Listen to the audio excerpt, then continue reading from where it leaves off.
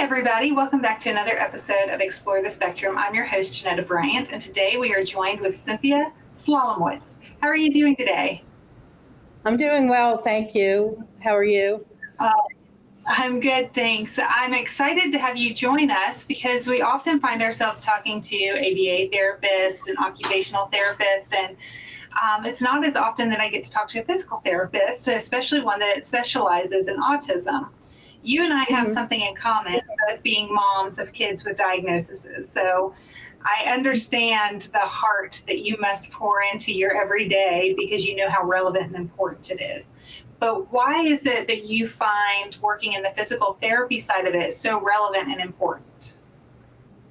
Well, starting with my son, who was diagnosed, he was born in 2000, so he was diagnosed around 2002. It wasn't as prevalent. Now 1 in 44 children are being diagnosed with autism. So I don't know how old your son is, but my son was really in the beginning of the whole movement that started. The ABA, like you said, has really improved on experiential learning.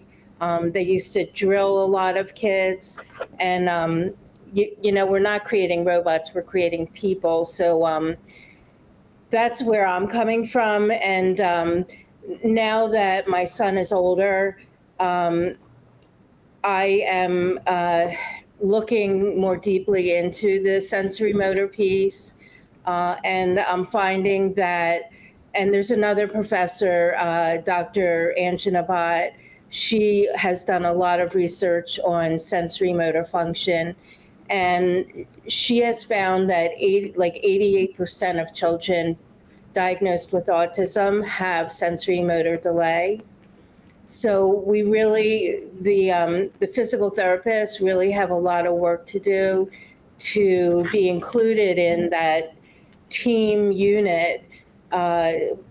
Initially, PTs are called in to have the child walking. I have done a lot of birth to 3 in the last 10 years. And we're called in for walking, toe walking, delays in stair climbing, and a lot of different early on, birth to 3 delays. And a lot of them usually get worked out, which is a great thing. So PTs a lot of time are pushed, away because, we want our children then talking and playing with peers. So, where do we fit in, once they hit school age? And with the pandemic hitting in 2020, I started thinking about what it is that we really need to create to help our children, not only, sensory motor in PT, but OT as well. And how can we improve tracking in school age? Because school age is, a huge chunk of their developmental life. And it's a lot of function around school activities. So I started working with a professor at Nova Southeastern University, where I'm now enrolled as a PhD student. We did a few pilot studies on what it is that children with sensory motor function need and how can we track them better, because we're not an island. Whether you're a PT, an OT, a speech therapist, a teacher, we're all supposed to be working together on the same goals. And so that's where I'm headed right now, is creating something that we can track children functionally through school. So okay. So then help me understand, because I've often associated, handwriting and things of that nature. That's the fine motor that we're worried about with occupational therapists. So what are, you mentioned walking, and that is a prevalent thing with our kids that have autism. What are some of the other obstacles that you're able to overcome that we might not think about straight away? Well, PTs tend to, for example, one of the most widely used gross motor tests in school age from like 3 to like 6 is the Peabody Developmental Motor Scales.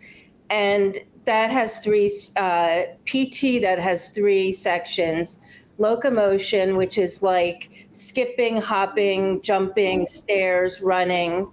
There's stationary, which is like balance, sit-ups. And then there's ball skills, like huge amount, like 1/3 of the test is ball skills, which, as a new mother, like not, originally when my son was first diagnosed, like who would think of ball skills as being important? But when you think about it, you have to like say, hey, Johnny, catch the ball. And then Johnny will say, hey, Tommy, it's your turn. So not only are you working on ball skills, you're working on visual motor skills, you're working on social skills. You're outside and you're hoping that they're not going to elope or they're going to kick somebody, So, depending on the level of autism, there's a lot of, areas like in kindergarten that you could be working on. There's a lot to think about. I'm grateful for the added insight, and I appreciate your time in explaining that to us. I wish that we had more time to talk. If someone wants to get a hold of you, is there a website or an email that you want to provide for them? Sure. My email is CJ and then S as in Sam, LOMOWITZ@iCloud.com. And they can email me any questions that they have. I'm happy to answer. Well, thank you again. I appreciate your time today, your insight on this, and all of the things that you've shared with us. And I appreciate all of our viewers, as always, as we continue to explore the possibilities. Thank you.